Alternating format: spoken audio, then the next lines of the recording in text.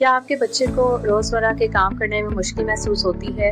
کیا اسے کپڑے پہننے، کھانے، ہوم ورک پر توجہ دینے، روٹین فالو کرنے یا خود مختاری سے کام کرنے میں دشواری کا سامنا کرنا پڑتا ہے؟ السلام علیکم، میرا نام اسرا رفیق ہے۔ میں کلینیکل سائیکالوجسٹ ہوں اینڈ آکوپیشنل تھراپسٹ بھی ہوں۔ گزشتہ 7 سال سے میں autism, ADHD، learning disability, sensory processing کا سامنا کرنے والے بچوں اور ان کے والدین کے ساتھ کام کر رہی ہوں۔ میرا مقصد بچوں کے رویوں، روزمرہ کی مہارتوں اور ان کے روٹین جن میں ان کو خود مختاری سے کام کرنے میں مشکل پیش آتی ہے، ان کی مدد فراہم کرنا ہے۔